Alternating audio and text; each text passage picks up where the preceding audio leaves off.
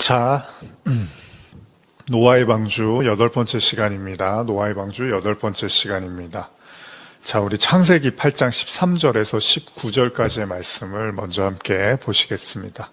601년 첫째 달 곧 그 달 초한후 날에 땅 위에서 물이 거친지라.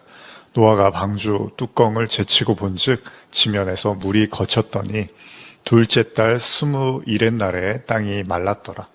하나님이 노아에게 말씀하여 이르시되 너는 내 아내와 내 아들들과 내 며느리들과 함께 방주에서 나오고 너와 함께한 모든 혈육 있는 생물 곧 새와 가축과 땅에 기는 모든 것을 다 이끌어내라. 이것들이 땅에서 생육하고 땅에서 번성하리라 하시매 노아가 그 아들들과 그의 아내와 그 며느리들과 함께 나왔고 땅 위의 동물 곧 모든 짐승과 모든 기는 것과 모든 새도 그 종류대로 방주에서 나왔더라. 자, 이제 노아의 홍수 이야기가 거의 끝나가고 있습니다. 노아는 방주를 만들라는 하나님의 말씀에 순종해서 120년 동안 방주를 만들었죠. 그리고 결국 노아는 이 모든 세상이 물로 심판을 받게 되는 것을 목격하게 되죠. 물론 방주 안에 타고 있었기 때문에 그 모든 것을 목격할 수는 없었지만 분명한 사실은 비가 그치고 방주가 아라랏산 꼭대기에 머무르고 비로소 노아는 창문을 열어서 이 땅의 모든 살아있는 것들이 더 이상 존재하지 않음을 목격하게 됩니다. 그렇습니다. 정말 모든 게 사라진 거예요. 사람도 짐승도 땅에 기는 그 모든 것들이 하늘의 새들도요, 더 이상 이 땅에 그 무엇도 남아있지 않았던 것입니다. 지난주에 나눈 말씀이지만 노아는 까마귀를 날려보내고 그리고 나서 비둘기도 날려보내죠. 갈 곳이 없어서 도로 방주로 돌아왔던 비둘기를 7일 후에 다시 날려보내자 반가운 소식을 가지고 왔습니다. 그것은 바로 새로 싹을 튼 감람나무 잎을 물고 온 거죠. 어쩌면 공포스럽기도 하고 참혹하기도 하고 그야말로 아수라장이 된 심판의 땅에서 결코 모든 것이 이제 다 끝났다고 생각했던 그 땅에서 그래도 끝이 아님을 이제 새로운 또 역사가 써내려져 간다는 것, 그걸 비둘기를 통해서 하나님은 보여주신 거죠. 그리고 그 장본인이 다른 이가 아니라 바로 자신임을 느끼는 순간이었을 것입니다. 그렇습니다. 하나님은 바람을 불게 해서 물을 거치게 하시고 땅을 마르게 하신 것입니다. 다시 노아에게 살 길을 열어두신 거죠. 어쩌면 홍수가 일어나기 전 120년 동안에도 노아는 가족들과 세상과 고립된 상태에서 방주를 만드는 삶을 살았잖아요. 근데 지금 또 노아는 다시 아무도 없는 세상에서 자신의 가족들과 함께 삶을 시작해야만 합니다. 이래나 저래나 인간의 입장에서는 무척이나 고돼 보이지만 그게 또 하나님께서 노아에게 허락하신 삶이었던 거죠. 예수님이요, 3년의 공생애와 더불어 묵묵히 이제 십자가를 지시잖아요.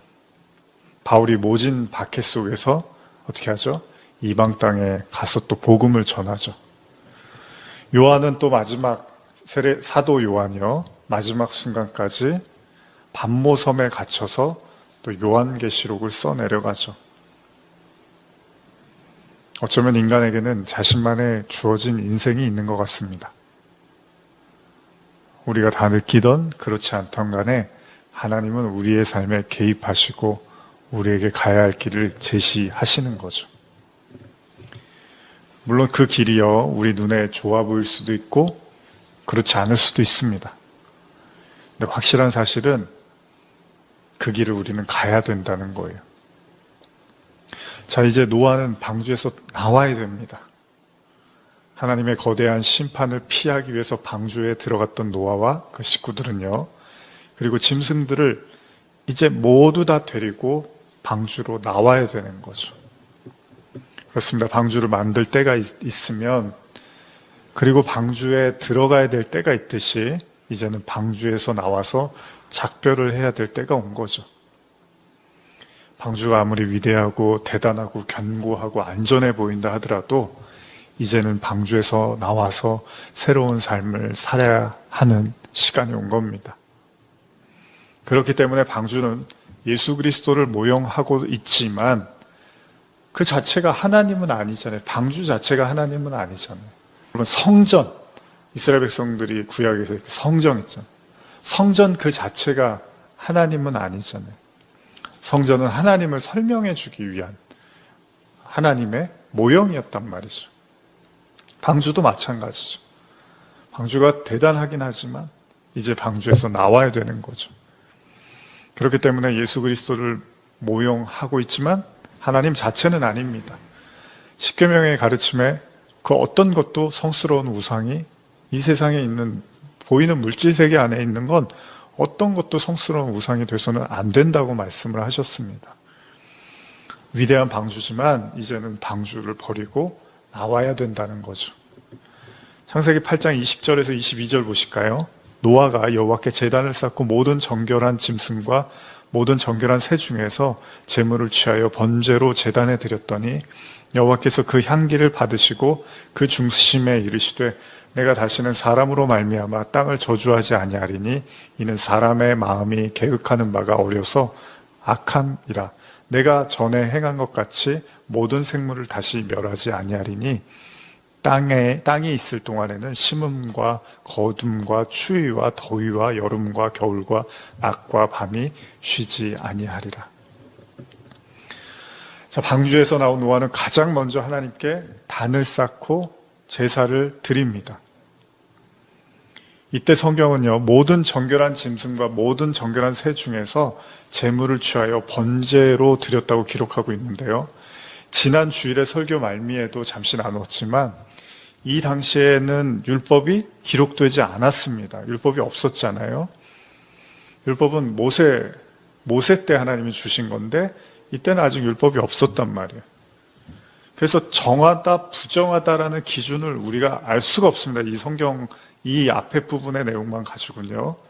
다만 우리는 출애굽 이후에 하나님께서 모세에게 주신 율법서를 통해서 정함과 부정함의 기준을 알게 되는데 아마도 지금 노아가 정결한 짐승을 가지고 하나님께 제단에 제물을 드렸다라고 하는 걸 보면 노아의 때 그가 방주를 만드는 과정에서 하나님께서 노아에게 세부적으로 정함과 부정함에 대해서 가르쳐 주셨을 거라고 추측할 수 있는 거죠. 예를 들면요, 창세기 7장으로 가보면 처음 노아가 방주를 만들고 방주에 탈 것들에 대한 이제 하나님이 설명을 하시잖아요. 근데 여기 보면 7장 1절에 3절인데요. 여호와께서 노아에게 이르시되 너와 내 온 집은 방주로 들어가라. 이 세대에서 내가 내 앞에 의로움을 내가 보았음이니라. 너는 모든 정결한 짐승은 암수 7씩 부정한 것은 암수 2씩 내게로 데려오며 공중의 새도 암수 7씩 데려와 그 씨를 온 지면에 유전하게 하라. 이렇게 말씀을 하세요. 근데 여기도 지금 암수 7, 또 부정한 건 2씩 이렇게 하는데 창세기 6장을 보면 암수 한 쌍씩 그냥 이렇게만 말씀하세요. 근데 여기서 이제 정한 것, 부정한 것 이렇게 하면서 나눠서 이제 말씀을 하시는 거죠. 그러니까 좀 더 구체화되어져 가고 있다는 겁니다. 하나님은 노아에게 정결한 짐승은 암수 7씩 그리고 부정한 건 암수 2씩 데려오라고 말씀을 하십니다. 그러니까 노아는 이미 이 말뜻을 이해하고 있었으니까 정한 게 뭐예요? 부정한 게 뭐예요? 이렇게 묻는 장면이 안 나와요. 그러니까 알고 있었다는 거잖아요. 그러니까 하나님이 그 정함과 부정함에 대한 기준을 노아에게 가르쳐 주셨고 노아는 나름대로 그걸 이해하고 있었다는 겁니다. 그리고 그것은 오늘날을 살아가는 성도들 역시도요. 이게 중요한 거예요. 노아에게 하나님이 그런 걸 가르쳐 주신 것처럼 그리고 구약에서도 율법에서도 가르쳐 주세요. 그러니까 오늘 이 시간을 살아가는 우리들도 신앙생활을 통해서 이 정함과 부정함에 대한 배움을 가지고 있어야 된다는 의미로도 이해할 수 있습니다. 사실요, 구약의 율법은 대부분 다 무슨 얘기죠? 정함과 부정함에 대한 얘기죠. 뭡니까? 우리가 성경을 배운다는 건 정함과 부정함. 이건 정한 거야, 이건 부정한 거야. 뭐 행동도 그렇고, 이건 해도 되는 행동, 하면 안 되는 행동, 먹어도 되는 거, 먹지 말아야 될 거. 율법은 다 그런 거잖아요. 법이라는 게 다 그렇잖아요. 해도 되는 거, 하지 말아야 되는 거. 그러니까 이 정함과 부정함에 대한 이야기가 율법인데, 그러면 결국은 노아도 이 방주를 만들면서 그럼 왜 부정한 거지? 왜 정한 거지? 이런 하나님의 어떤 의도와 뜻을 분명히 조금씩 깨달아 갔을 거라는 거예요. 마찬가지입니다. 구약을 보는 유대인들도 그렇고 또 오늘날 우리도 이 정함과 부정함의 의미를 알아가요. 무작정 지키는 게 하나님의 뜻이 아니었던 거잖아요. 그러니까 왜 그게 해야 되는 건지 안 해야 되는 건지를 이제 하나님은 알기를 원하셨던 거죠. 근데 우리가 지난 주일에 던졌던 질문처럼 오늘 이제 그 내용을 좀 나누려고 하는데, 왜 하나님이요 굳이 부정한 짐승들을 방주에 태우라고 하셨을까? 지금 아까도 읽었지만 숫자상으로는 정한 짐승이 7쌍이고요. 부정한 짐승은 2쌍을 태우라고 하십니다. 비율적으로 이제 7대 2잖아요. 또 어쨌든 간에 뭐 정한 짐승이 더 많기는 해요. 부정한 짐승은 적고, 물론 수치상으로만 봤을 때요. 뭐 다른 의미도 있겠죠. 7과 2에 대한. 근데 중요한 사실은 왜 세상을 다 심판하시는 하나님께서 그것도 인간만 심판하셨으면 그럴 수 있어요. 뭐 짐승은 하나님이 손 안 대시고 사람만 심판하시려고 한다면 굳이 뭐 우리가 왜 부정한 짐승이 남아있냐 안 남아있냐 이런 얘기를 할 필요가 없는데, 하나님이 짐승, 곤충, 뭐 새 다 심판하셨단 말이에요. 그런데 굳이 부정한 짐승까지 굳이 태우실 필요가 있었을까? 그러니까 심판하는 건 깨끗하게 이제 청소를 하시는 거였잖아요. 하나님 거룩하게 만드시려고 한 거잖아요. 죄악으로 가득하니까. 그러면 굳이 부정하다고 일컫는 짐승들을 타라고 하실 필요가 있었을까? 정말 하나님이 거룩하고 새로운 땅을 원하셨다면 부정한 짐승도 이참에 다 쓸어버리셔야 되는 거 아닐까? 물론 이 정함과 부정함은 뭐 부정한 짐승은 하나님께 죄를 져서 부정한 짐승이고 정한 짐승은 하나님께 죄를 안 짓고 그런 건 아닐 거 아니에요. 죄는 인간한테 해당되는 거니까. 근데 어쨌든 하나님이 정함과 부정함을 나누셨단 말이에요. 근데 문제는 그냥 뭐 하나님 마음이지 뭐 이렇게 생각할 수도 있는데, 이렇게 심판 이후에 여러분들 이제 율법서를 보면 그 부정한 짐승이 등장을 하는데 그냥 가볍게 등장하지를 않는단 말이죠. 여러분 생각 어떠실까요? 사실 구약의 율법에도 정함과 부정에 대한 언급이 많잖아요. 그리고 그래서 이 유대인들이 이스라엘 백성들이 이 부정함과 정함에 대해서 상당히 이제 익숙해져 있고 또 잘 지키려고 해서 지금까지도 자유롭지를 못하단 말이죠. 그만큼 강력하단 말이에요, 이 율법이. 그래서 신약으로 넘어와서 또 굉장히 그 부정함에 대해서 조심하려고 하는 그 신앙의 행태를 볼 수 있었잖아요. 구약을 보시면 그냥 뭐 부정한 것을 그냥 단순하게 묘사하지는 않습니다. 예를 들면 제가 몇 구절을 좀 읽어드릴게요. 4구절 정도. 레위기 5장 2절입니다. 만일 누구든지 부정한 것들, 곧 부정한 들짐승의 사체나 부정한 가축의 사체나 부정한 곤충의 사체를 만졌으면 부지중이라고 할지라도 그 몸이 더러워져 허물이 있을 것이요. 만일 누구든지 부정한 것, 곧 사람의 부정이나 부정한 짐승이나 부정하고 가증한 무슨 물건을 만지고 여호와께 속한 화목 제물의 고기를 먹으면 그 사람도 자기 백성 중에서 끊어지리라. 레위기 20장 25절입니다. 앞서는 레위기 7장 21절이었고요. 너희는 짐승이 정하고 부정함과 새가 정하고 부정함을 구별하고 내가 너희를 위하여 부정한 것으로 구별한 짐승이나 새나 땅에 기는 것들로 너희 몸을 더럽히지 말라. 마지막으로 이사야 52장 11절입니다.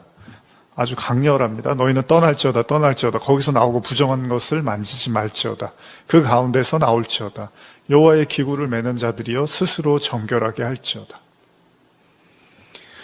그렇습니다. 성경은요, 부정한 건 먹지도 말고 절대로 먹지도 말고 만지지도 말라고 해요. 근데 왜 그런지는 이유를 아는 사람은 많지 않습니다. 다만 율법서에 적혀있는 말씀을 근거로 그들은 조심하려고 부단히 애를 썼을 거예요. 지금도 그렇지만 어찌됐건 간에 그러면 더더욱 의문이 생깁니다. 그 노아의 때 이후에 이 부정한 것들을 이렇게까지 조심하게 하실 거면 이렇게 강조를 하시는데 아예 그러면 하나님이 부정한 걸 안 만드시면 되거나 아니면 만드셨으면 노아의 방주 때 같이 심판해서 없애버리면 되시지 않냐 이거예요. 왜 굳이 방주에 태우시고 훗날까지 남겨두어서 만져라, 만지지 말아라, 먹어라, 절대 먹지 말아라 이런 명령을 뭐하러 하시냐는 거야. 아예 정한 것만 남겨두면 다 만져도 되고 먹어도 되고 조심할 필요가 없는데 굳이 왜 부정한 걸 남겨두셨냐는 거예요. 여러분도 그런 생각이 드시나요? 그리고 이런 생각을 이제 하다 보면 좀 더 근원적인 생각을 하게 됩니다. 그렇죠? 뭐 가끔 저도 말씀드리지만 학생 시절 뭐 여러분들도 지금도 그런 생각 하시는 분 계시겠지만 그러면 이런 생각을 드는 거예요. 아 그러면 선악과는 왜 만드셨지? 이제 이런 생각이 들게 되겠죠. 아 왜 하나님이 굳이 에덴 동산에서 먹으면 안 된다 그랬으면 이건 부정한 거네요. 절대 먹지 말라 그랬어요. 다른 건 다 먹어도 되는데 이거는 먹지 말라 그랬어요. 어떻게 보면 부정한 거잖아요. 만지지도 말고 먹지도 말라고 했으니까. 그 부정함의 대표인 선악과를 두고 왜 먹지 말라 그러셨을까? 이제 이런 질문들 많이 하잖아요, 우리가. 그럼 그러죠. 아예 안 만드셨으면 되는데, 뭐 이런 생각을 한단 말이에요. 그럼 이 선악과는 또 둘째 치더라도 다 알 수 없으니까. 그러면 저도 오래전에 이제 가끔 그런 생각을 했었는데, 왜 에덴 동산이 그렇게 뭐 천국의 모형, 천국을 상징하는데 왜 거기 뱀이 있냐는 거예요, 뱀이. 그리고 뱀은 부정한 짐승일까요? 이 뱀이 거기에 있었어요. 근데 또 뱀이 그러면은 뭐 생각은 착한 그냥 모양만, 모습만 우리가 뱀을 별로 좋아하지 않으니까. 근데 말하는 것도 아주 영악하고 교활하고 하나님을 대적하고 있었단 말이에요. 그럼 뱀이 왜 에덴 동산에 있었냐는 거예요. 뱀에 대해서 레위기 율법을 보면요. 이렇게 기록되어 있어요. 레위기 11장 29절 30절인데 땅에 기는 길 짐승 중에 내게 부정한 것은 이러하니 곧 두더지와 쥐와 큰 도마뱀 종류와 도마뱀 부치와 육지 악어와 도마뱀과 사막 도마뱀과 카멜레온이라. 파충류들이 이제 등장을 하죠. 지금 율법에 이제 도마뱀을 중심으로 해서 부정한 짐승으로 말하고 있는데 어쨌든 간에 우리는 일반적으로 뱀을 부정하다고 생각을 합니다. 뭐 지금 이게 도마뱀과 같이 놓고 보면요. 근데 그런 뱀이 왜 에덴 동산에 있었냐는 거예요. 그리고 그 뱀이 하와를 이제 유혹해서 결국은 이를 만들었잖아요. 선악과를 따먹게 했잖아요. 그러니까 선악과도 문제지만 부정한 선악과가 거기 있는 것도 문제지만 왜 하필 뱀이 에덴 동산에 있었냐는 거예요. 참 인간의 생각으로는 다 이해할 수가 없는 것들이 많잖아요. 다만 우리가 생각할 수 있는 건 노아의 방주에 하나님이 여기도 보면 부정한 걸 태우라고 하신단 말이에요. 태운단 말이에요. 방주에 태우신단 말이에요.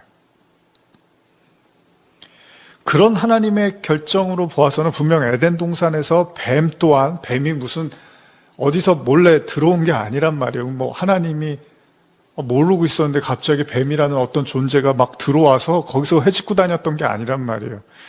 하나님이 그 뱀의 부정함을, 그 마음의 생각의 부정함을 모르실 리가 없었을 거라는 거예요. 가끔 사람들이 묻죠. 하나님이 살아계시는데 왜 악이 존재하냐고. 왜 악한 사람들이 판을 치냐고. 왜 악한 일을 하고도 멀쩡히 잘들 살고 있냐고. 물론 이런 질문에 또 누구 하나 시원하게 대답해 준 경우들이 많지 않죠. 중요한 사실은 오늘 성경을 보니까 하나님이 부정한 짐승들을 지으신 것이 맞아요. 그죠? 하나님이 짓지 않은 게 없잖아요. 그런데 없앨 기회가 있었는데 하나님이 또 없애지 않고 남겨두시더라는 거예요. 그렇습니다. 이 세상에 의인만 존재하는 것이 아니듯 오히려 성경적 관점에서 보면 의인은 소수란 말이에요. 오히려 악인들이 다수라고 성경은 말을 하고 있잖아요. 그러나 우리의 바람대로 악인들이 모조리 사라지고 선인들만 존재하는 그런 세상은 지금까지는 없었습니다. 그리고 앞으로도 이 땅을 살아가는 동안은 그런 세상이 왠지 올 것 같지는 않잖아요. 분명 에덴 동산의 뱀은 사악하고 해서는 안 되는 말로 하와를 유혹합니다. 그런 뱀은 더 이상 존재해서는 안 되잖아요. 그런데 그 뱀도 방주에 탔을까요? 안 탔을까요? 분명히 방주에 탔겠죠. 방주에 탔고 그 방주에서 나와서 또 돌아다녔을 거고 또 번식했을 거고 그렇게 수많은 시간을 존재해 왔고 지금 우리가 사는 이 세상에도 뱀은 여전히 존재하고 있습니다. 그리고 아마도 앞으로 이 세상이 존재하는 한 뱀도 존재하고 있겠죠.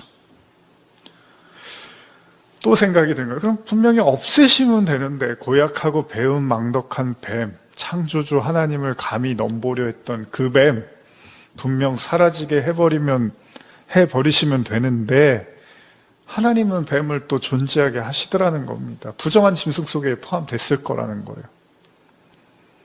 근데 여러분, 이렇게 우리가 생각을 하는데 나중에 이 뱀이요, 이제 출애굽기나 이런 데 보면 하나님이 이 뱀을요, 심지어 이스라엘 백성들이 원망해서 이제 말을 듣지 않을 때, 하나님의 말씀을 듣지 않을 때 혼내시기 위한 도구로도 또 쓰시더라는 거예요. 여러분 잘 아시는 민수기 21장 4절에서 6절, 이 놋뱀 사건이죠. 제가 읽어볼게요. 백성이 호르산에서 출발하여 홍해길을 따라 에돔 땅을 우회하려 하였다가 길로 말미암아 백성의 마음이 상하니라. 백성이 하나님과 모세를 향하여 원망하되 어찌하여 우리를 애굽에서 인도해 내어 이 광야에서 죽게 하는가? 이곳에는 먹을 것도 없고 물도 없도다. 우리 마음이 이 하찮은 음식을 싫어하노라 하매 여호와께서 불뱀들을 백성 중에 보내어 백성을 물게 하심으로 이스라엘 백성 중에 죽은 자가 많으니라.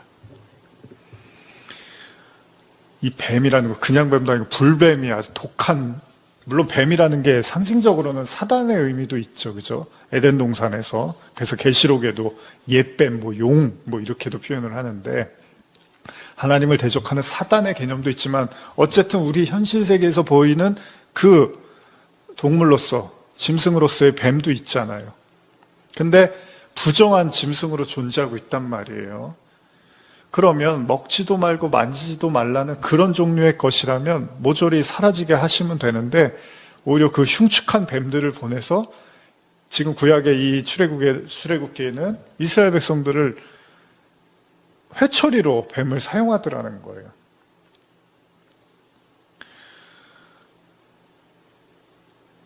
그리고 더더욱 놀라운 사실은요, 이사야 11장을 보면 현대어 성경은 이제 11장을 시작하면서 괄호로 뭐라고 써 있냐면 메시아와 평화의 왕국, 이런 이제 장이 있어요. 이사야서에 한 번쯤은 여러분들 들어보셨을 텐데 이 장은 마치 하나님의 나라, 현대 성경에서 메시아와 평화의 왕국이라고 하는 거 보니까 여러분도 짐작이 가시죠. 마치 하나님의 나라, 회복된 에덴, 새 예루살렘 이런 것들을 상징이라도 하듯이 그려지고 있는 예언의 장인데 여기 이런 글귀가 나옵니다. 한번 보겠습니다. 이사야 11장 6절에서 9절입니다. 그때 이리가 어린 양과 함께 살며 표범이 어린 염소와 함께 누우며 송아지와 어린 사자와 살찐 짐승이 함께 있어 어린 아이에게 끌리며 암소와 곰이 함께 먹으며 그것들의 새끼가 함께 엎드리며 사자가 소처럼 풀을 먹을 것이며 젖먹는 아이가 독사의 구멍에서 장난하며 젖된 어린아이가 독사의 굴에 손을 넣을 것이라. 내 거룩한 산 모든 곳에서 해됨도 없고 상함도 없을 것이니 이는 물이 바다를 덮음같이 여호와를 아는 지식이 세상에 충만할 것임입니다. 여러분들이 한 번쯤은 들어보셨을 만한 구절인데요. 지금 읽은 이 장면은 마치 계시록의 모든 심판이 다 끝나고 그 새하늘과 새 땅의 도래 이유를 연상케 하는 그야말로 완성된 하나님의 나라를 생각나게 하는 그런 장으로 비춰집니다. 근데 거기에서 이제 뭔가 아주 그 평화로 표범도 있고 어린 염소 함께 누워서 어우러지는 이런 장면이 있는데 여기 느닷없이 뱀이 나오는데 또 그냥 뱀이 아니라 독사가 등장을 합니다. 근데 그 독사의 굴에 또 젖된 어린아이가 손을 넣고 장난을 친다는 얘기가 나와요. 그러니까 그럼 독사는 없고 굴만 있나? 뭐 이렇게 생각하실 수도 있는데 현대어 성경을 보면 11장 8절을 젖 먹는 아이들이 독 있는 뱀 사이로 기어다녀도 해를 입지 않으며 어린아이가 독사의 굴 속에 손을 넣었다가도 아무런 해가 없이 손을 다시 꺼낼 것이다. 이렇게 같이 어우러지는 걸로 묘사를 하고 있습니다. 여러분, 우리가 사는 이 현실 세계에도 저도 뱀띠인데 별로 마주치고 싶지 않은 독사잖아요. 근데 그 독사가 그 영화로운 그곳에 있더라는 거예요. 물론 뭐 개인적인 취향에 따라서 요새는 이제 뱀을 좋아하고 막 키우고 만지고 그런 분들도 많이 계시죠. 어쨌든 간에 그러나 또 싫어하고 징그러워하고 뭐 그런 분들도 많죠. 근데 어쨌든 그 에덴에서요, 하나님을 모욕하고 아담과 하와를 범죄하게 한 그 뱀이 그 영원한 그 하나님의 나라를 상징하는 듯한 그곳에도 뱀이 있더라는 거예요. 뭔가 이상하지 않습니까? 그러면서 이사야는 이렇게 말을 합니다.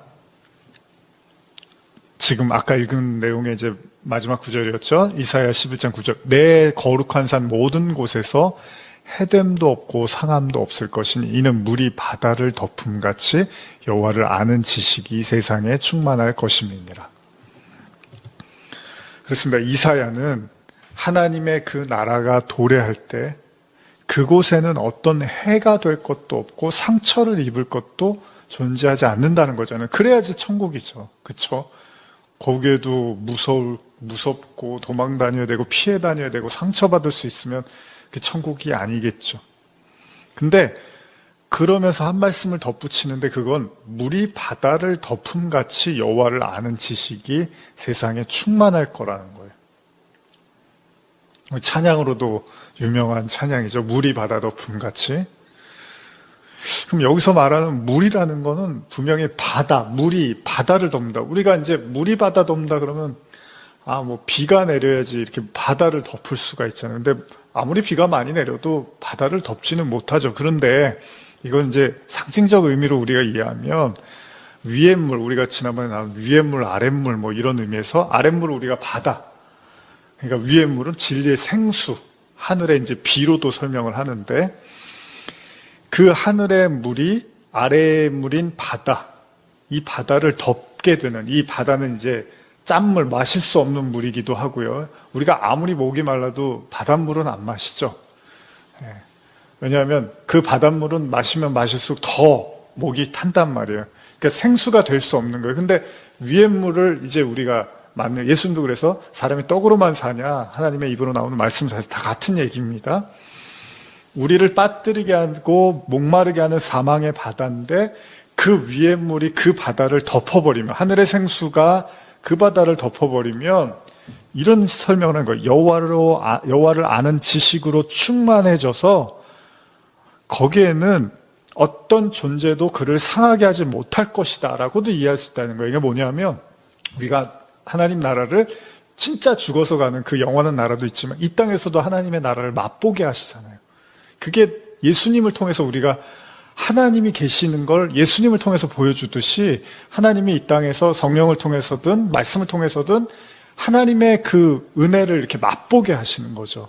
그런 관점에서 보면 그 위의 물, 그 하늘의 생수, 그 하나님의 진리를 마음으로 가득 채울 때 이 아래의 바다에 우리가 빠지지 않고 오히려 이 세상의 어떤 것도 우리를 해할 수 없는 그런 은혜를 얻게 된다는 거예요. 실제로 이제 그런 말씀들이 있죠. 바울도 너희가 정말 하나님과 거듭나서 하나님의 은혜를 받으자면 세상이 너희들을 건드릴 수도 없다. 뭐 이런 표현을 쓰듯이 해할 수 없다라는 거예요. 이걸 이제 노아의 방주의 관점에서 보면 어떻습니까? 노아가 하나님과 동행했더니 하늘에 물이 쏟아지고 아래의 샘이 터져서 거대한 심판이 왔는데 노아는 그 어떤 것으로부터 해를 입지 않더라는 거예요. 이것이 하나님이 구약 내내 당신의 백성들에게 말씀하신 두려워하지 말고 놀라지 말라, 내가 너와 함께 하겠다는 언약인 거잖아요. 다시 말하면 이사야 11장은요, 우리가 이 땅의 삶을 마치고 가게 되는 영원한 그 어떤 곳에 대한 묘사이기도 하지만 동시에 그리스도를 마음의 구주로 모시고, 그러니까 이 말씀을 우리의 삶의 현실에 적용하면 그리스도, 하늘의 진리, 그 생수이신 그 그리스도를 마음의 구주로 모시고 그 위에 물이 우리를 덮은, 성령이 우리를 덮다고 표현할 수도 있고요. 진리가, 생수가 우리를 덮었다, 충만하게. 그런 자들에게는, 이 땅을 살아가는 성도들은 어느 정도 맛보게 될 수 있는 은혜이기도 하다는 거예요. 그래서 굳이 성경이 예를 들면 구약 같은 경우에 다니엘이 막 사자굴에 들어갔는데 살아서 나오고, 다니엘의 세 친구들이 풀무불에 들어갔는데 살아나오고, 이런 걸로 하나님이 이제 보여주시는 게 뭐냐면, 물론 그렇다고 우리가 안 다치고 병이 안 걸리고 아무렇지도 않게 살다가 간다, 이런 얘기를 하는 건 아니라, 너희 영혼, 예수님도 그렇잖아요. 너희의 그 몸을 죽이는 것을 두려워하지 말고 영혼을 죽이는 분을 두려워해라. 그러니까 아무리 세상이 너희를 핍박하고 너희를 괴롭히고 한다 하더라도 절대 하나님이 너희들을 망하게 하지 않는다, 지켜주신다라는 의미에서 이제 그런 걸 보여주시는 거예요. 그래서 우리가 사무엘도 나누지만은 다윗이 그렇게 사울의 공격을 받는데도 결국은 살아서 이제 왕이 되는 그런 과정들이 사무엘상 하에 나타나는 거잖아요. 그런 거예요. 그렇게 무너지고 죽을 것 같고 사라질 것 같은데 하나님이 거기서 계속 살아남게 하시는 거죠. 그게 하늘의 은혜를 입은 그 위의 물, 그 성령, 그 생수를 입은 자들의 이 땅을 살아가면서 겪게 되는, 어느 정도는 겪게 되는 은혜라는 거예요. 물론 완벽한 그걸 다 우리는 겪을 수는 없지만, 그건 이제 진짜 영원한 나라에서 우리가 누리겠지만, 이 땅에서도 하나님은 우리에게 그것들을 가르쳐 주신다는 겁니다. 그러니까 진정한 성도는요, 하와가 뱀에게 속았어요. 그죠? 그래서 선악과를 먹었잖아요. 처음에는 하나님이 정하신 그 부정한 짐승들에 의해서 해를 당할 수도 있습니다. 물론 에덴 동산에서 정하고 부정한 거 이런 건 그런 얘기는 없었지만 어쨌든 선악과는 먹으면 안 된다고 했고, 뱀은 그걸 먹으라고 했으니까 부정한 짐승이 맞는 거잖아요. 근데 거기에 하와가 속아서 넘어갔어요. 하와는 우리잖아요. 그렇게 해서 속아서 넘어갔지만, 그래서 죽을 수밖에 없는, 선악과 먹으면 죽는다 그랬잖아요. 정령 죽는다 그랬잖아요, 하나님. 그렇게 죽을 수밖에 없는 이제 죄의 대가를 치렀지만 결국 그 죽음을 또 그리스도께서 담당하시면서 살아나는 이제 이 과정을 우리는 겪게 되는 거잖아요. 결국은 예수님이 뭐라 그래요? 모세가 광야에서 놋뱀, 아까 뱀에 물려서 죽으니까 하나님이 모세한테 놋뱀을 만들어서 들면 그걸 보면 살게 해주겠다고 이스라엘 백성들에게 기회를 주시잖아요. 근데 예수님이 나중에 뭐라고 해요? 요한복음 3장에서 모세가 광야에서 뱀을 든 것처럼 인자도 들려야 돼. 이런 굳이 놋뱀 든 거를 본인하고 비유를 하세요. 여러 가지 의미가 있지만 우리가 그 모든 뱀의 그 부정함, 그 저주, 뱀이 그 부정한 말을 했잖아요, 하와한테. 그걸 예수님이 다 받으신 거잖아요. 그래서 결국은 첫째 아담은 우리를 살릴 수 없었지만 그 둘째 아담, 그 예수 그리스도가 우리를 살리게 하는 아담으로 오신 거잖아요. 그래서 결국은 그 부정함 수밖에 없는 우리가 그 그리스도로 말미암아 다시 정한 존재가 되는 거잖아요. 그게 구원인 거잖아요. 결국 그 모든 죄, 사망, 부정함, 저주, 여기에서 인간은 시작할 수밖에 없지만, 그러나 아울러서 하나님의 은혜, 하늘의 은혜를 통해서 이 모든 것으로부터 벗어나게 되는 은혜도 누리게 될 거라는 거예요. 이게 성도의 삶에 나타날 거라는 거죠. 이걸 상징적으로 보여주는 사건이 사도행전에도 등장을 하는데, 이거 이제 제가 예전 이제 유튜브 설교 초기에 할 때 이제 이 본문들을 많이 말씀을 드렸는데, 우리가 복습하는 마음으로 다시 한번 보면 사도행전 28장 1절에서 6절인데요. 한번 읽어보겠습니다. 우리가 구조된 후에 안즉 그 섬은 멜리데라 하더라. 비가 오고 날이 참에 원주민들이 우리에게 특별한 동정을 하여 불을 피워 우리를 다 영접하더라. 바울이 나무 한 묶음을 거두어 불에 넣으니 뜨거움으로 말미암아 독사가 나와 그 손을 물고 있는지라. 이 사도행전의 마지막 부분이죠. 이제 바울이 이제 죄수의 신분으로 배를 타고 가다가 이제 배가 침몰하면서 이제 이렇게 구조가 된 이후의 모습을 보여주는 건데, 이제 원주민들이 도와줘서 이제 불을 피고 있는데 갑자기 독사가 나왔대요. 나무를 넣는데 또 독사가 나와요. 여러 가지 의미가 있는데 일단 원주민들이 4절 이하입니다. 원주민들이 이 짐승이 그 손에 매달려 있음을 보고 서로 말하되 진실로 이 사람은 살인한 자로다. 바다에서는 구조를 받았으나 공의가 그를 살지 못하게 함이로다 하더니, 그러니까 독사가 바울을 무니까 이 사람은 부정한 짐승이 문 거 보니까, 죽으라고 문 거 보니까 진짜 뭔가 죄가 있나 보다라고 생각을 한 거예요. 구조는 받았지만 너는 결국은 하나님이 너를 심판하는구나, 이제 이런 식으로 말을 하는 거예요. 그랬더니 5절입니다. 바울이 그 짐승을 불에 떨어버림에 조금도 상함이 없더라. 그들은 그가 붙든지 혹은 갑자기 쓰러져 죽을 줄로 기다렸다가 오래 기다려도 그에게 아무 이상이 없음을 보고 돌이켜 생각하여 말하되 그를 신이라 하더라. 이런 구절이 굳이 성경이 이제 쓰는 거예요. 이런 구절을 여러분. 이게 뭡니까? 바울이 그 하나님의 성령, 그 은혜를 경험하고 거듭나고 이제 복음 전파자가 됐잖아요. 사도로서. 이제 진짜 그래서 바울이 어떤 존재인지를 보여주는 거예요. 독사가 물었는데 죽지를 않는 거예요. 물론 그냥 기적으로 이해하셔도 돼요. 하나님이 바울을 아직 더 쓰시려고 독사가 물어도 살리셨구나. 참 기적의 하나님이다라고 보셔도 좋은데, 성경이 말하고 싶은 건 바울이 이제 그 정함과 부정함, 이런 것들에 의해서 해를 당하는 존재가 아니라는 겁니다. 아까 말한 것처럼 물이 바다를 덮으면 이 땅에 해함도 없고 상함도 없다라는 그 영원한 하나님 나라의 그 묘사를 했던 이사야 말씀이 바울을 통해서 하나님이 이 땅에서도 보여주시는 거예요.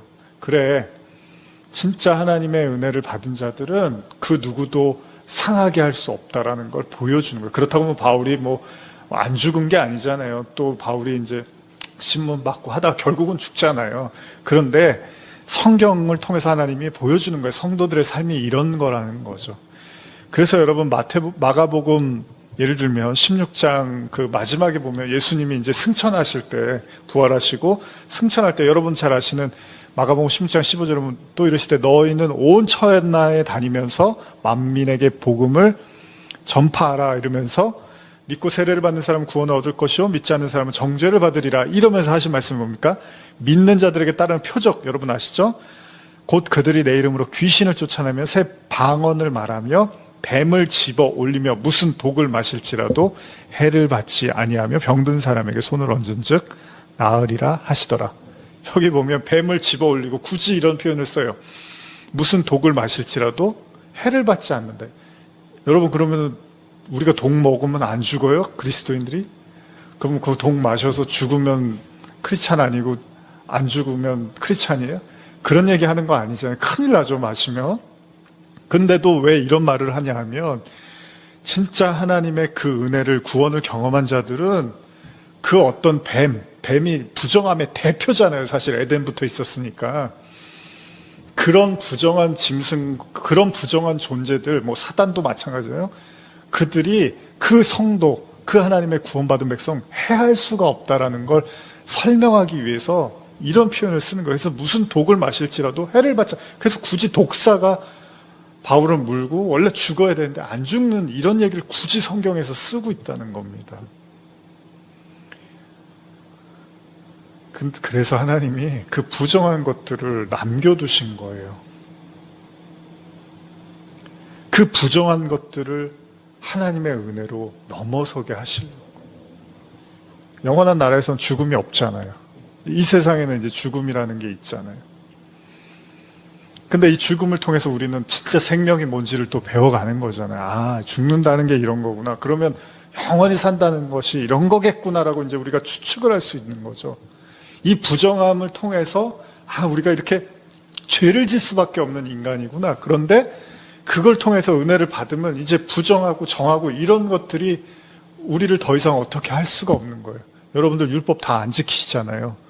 뭐 정한 것만 드시고 부정한 거 안 드세요? 그럼 돼지고기 뭐 제가 예전에 말씀드렸지만 돼지고기 다 드시잖아요. 그거 부정한 거예요. 이거 먹으면 큰일 나는 거예요. 구약의 율법에는. 가증하다고까지 하셨어요, 하나님이. 근데 먹잖아요. 왜? 이제 그런 것들로부터 우리가 벗어났다라는 것을 일종의 하나의 이제 우리가 그것들을 받아들이고 있기 때문에 하는 거잖아요. 근데 이제 단순히 그런 측면만이 아니라 성경이 말하고 싶은 거는 진짜로 그 은혜를 통해서 그 부정함이 더 이상 우리에게 어떤 해도 끼칠 수 없다는 걸 하나님이 가르쳐 주시는 거죠. 그래서 여러분들이 잘 아시는 우리가 얼마 전에 연말에 나눴죠, 작년. 사도행전 10장에 보면 그 고넬료의 환상, 베드로가 그 하늘에서 이제 그 이렇게 기도하다가 약간 졸다가 비몽사몽 중에 이제 환상을 보죠. 근데 거기서 보자기 같은 게 내려오는데 분명히 부정한 짐승들이란 말이에요, 구약에서. 그런데 하나님이 음성이 그거 잡아먹으라고 해요. 그 베드로가 당황을 하죠. 아니, 절대 나는 그럴 수는 없습니다. 그랬더니 3번이나 얘기를 하세요. 3번이나.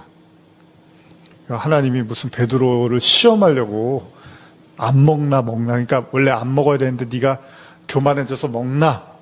부정한 거 분명히 내가 먹지 말라고 율법에 했는데 네가 먹나. 이런 게 아니라 하나님은 진짜 먹으라고 한 거잖아요. 베드로가 계속 거부를 해요. 그랬더니 성경이 뭐라고 그럽니까? 속되고 깨끗하지 아니한 것을 내가 결코 먹지 아니하였나이다라고 이렇게 베드로가 말을 하니까 하나님이 뭐라 그러십니까? 하나님께서 깨끗하게 하신 것을 내가 속되다 하지 말라, 이런 말을 하는 거예요. 그러니까 바꿔 말하면 이거는 야, 이제 네가 진짜로 그 은혜가 뭔지를 알았다면 이 부정함과 정함에 대한 이제 이 의미를 진짜로 깨닫고 있어야 되지 않느냐. 아직도 너는 아, 이건 부정한 거 난 절대 안 먹을 거예요. 여기에 머물러 있느냐.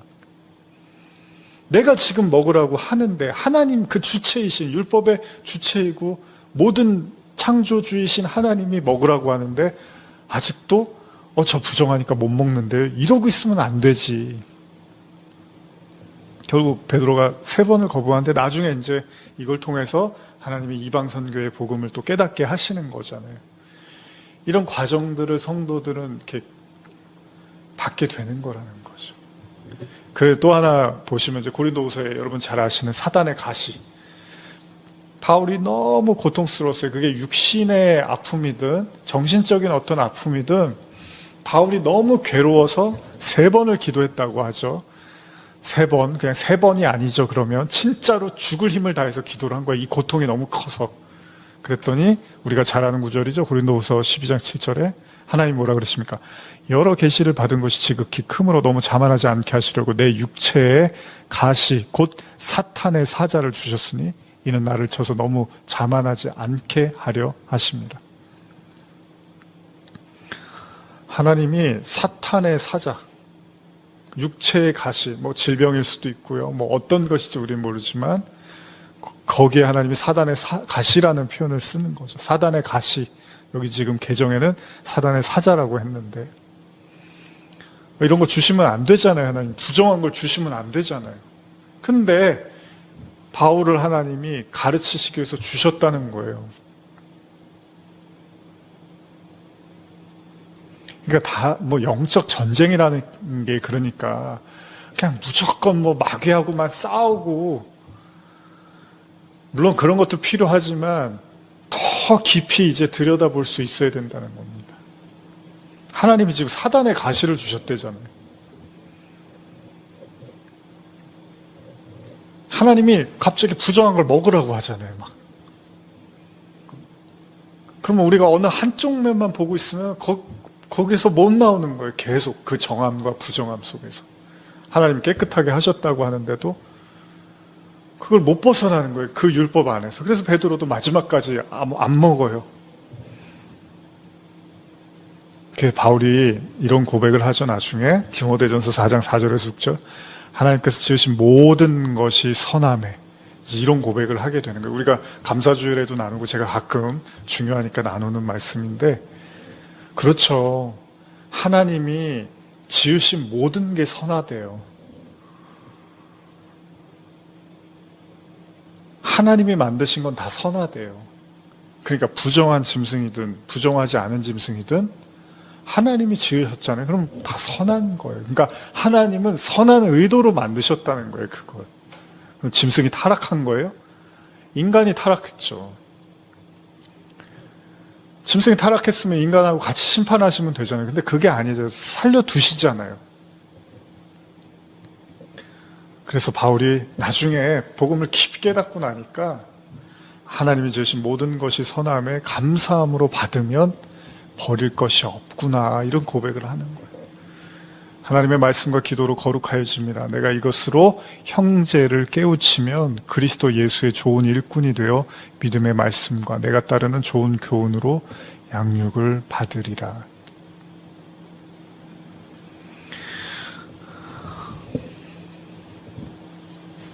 성도는 어둠 속에서 빛을 보듯이 그 부정함을 통해서 그 은혜를 발견함으로써 이제 정함과 부정함으로부터 자유로워져서 이런 고백을 할 수 있어야 돼요.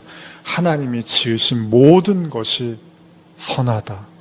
왜? 하나님의 말씀과 기도를 통해서 그 모든 게 거룩하다는 걸 보게 되었으니까. 그 어떤 것도 나에게 해를 줄 수 없다는 것, 나를 상하게 할 수 없다는 걸 이제 알게 됐으니까 감사하다, 이런 고백을 하고 있다는 겁니다. 그래서 여러분, 창세기에 보시면 우리가 다음 시간에 나눌 말씀이지만 9장으로 넘어가면 이제 8장 마지막에 아까 읽으셨죠? 8장 말미에 하나님께서 이제 다시는 땅을 저주하지 않겠다. 원래 인간이 악하니까 이제 다시 멸하지 않고, 그러나 땅이 있는 동안은 심음과 거둠과 추위와 더위와 여름, 겨울, 낮, 밤, 이게 이어질 거다, 이런 말씀을 하시고 9장으로 가면 이제 이런 말씀이 나오는 거예요. 9장 1절에서 3절 보시면요, 하나님이 노아와 그 아들들에게 복을 주시며 그들에게 이르시되 생육하고 번성하여 땅에 충만하라. 땅의 모든 짐승과 공중의 모든 새와 땅에 기는 모든 것과 바다의 모든 물고기가 너희를 두려워하며 너희를 무서워하리니 이것들을 너희 손에 붙였습니다. 그러면서 3절, 이제 오늘 나눈 말씀들을 보시면 3절에 모든 산 동물은 너희의 먹을 것이 될지라. 채소같이 내가 이것을 다 너희에게 주노라. 그러니까 여기에서는 정함, 부정함 이런 얘기가 없어요. 이제 모세 때 율법을 줄 때는 이제 정함, 부정함인데 지금 9장 3절에는 모든 동물은, 모든 산 동물은 너희의 먹을 것이 될지라. 채소같이 내가 이것을 너희에게 다 너희에게 주노라. 다만 이제 4절에 보시면 그러나 고기를 그 생명되는 핏째 먹지는 말아라. 이제 이 얘기를 하시고 3절까지 해서 모든 걸 다 먹으라고 해요. 산 동물은.